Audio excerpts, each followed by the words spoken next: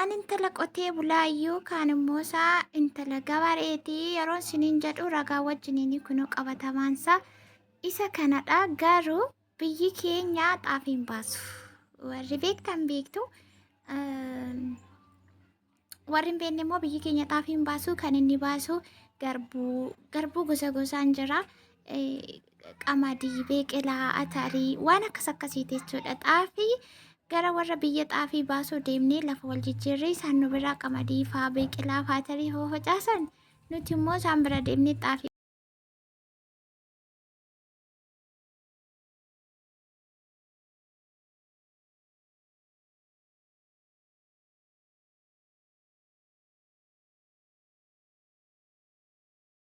Asii immoo warra dha'ee galfatu bira jirra jechuudha. Argitanii mana baadiyaa jireenya baadiyaa baay'ee tokko namatti tola. Warri yaadannoo qabdanii jechuudha. Kan kanaan olii keessa gangalachaa hojjechaa guddanne nuti. Inni amma kana xaafii walitti haraatiin jira jechuudha. Gar tokko ganaa dha'u gar tokko immoo aataniiru jarri kuni xaaficha.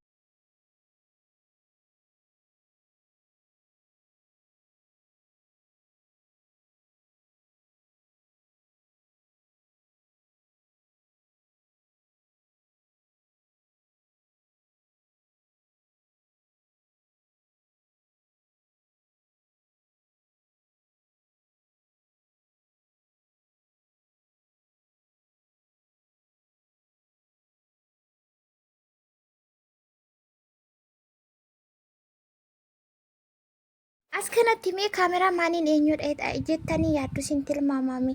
Ganaa warri daboo sun keessaa baay'ee beektaa jedhanii koomentii isaanii kennan argitan. Asitti immoo nyaata malee hin beektu naan jechaadha kaameraa maanii.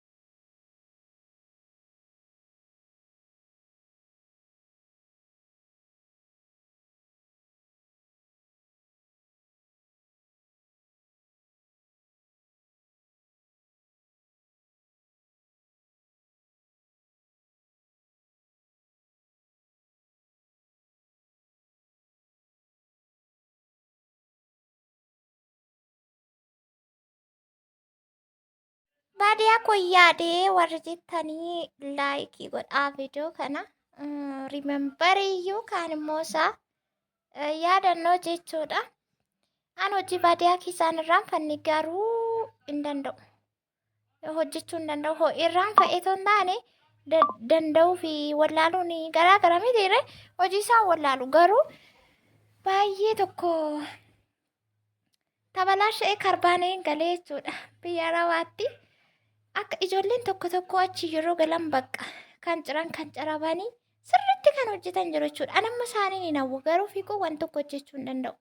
Bishaan goongoo ishee xinnoo ishee abbaa liitira sadiitti lafaa kaasuun dadhabaa jiraa siniin jedhe gaayis. Maal jechuudha mee kun waan hundumaafuu viidiyoo kana laayikii godhaa, sheerii godhaa, warri maatii hin taane immoo sabiskiraayib. Yeroo ammaa kana jireenya isa dabalama. Gabaree biratti. Gabaree ta'uu bakka. Baratanii sarga ta'uu dide yoo ta'e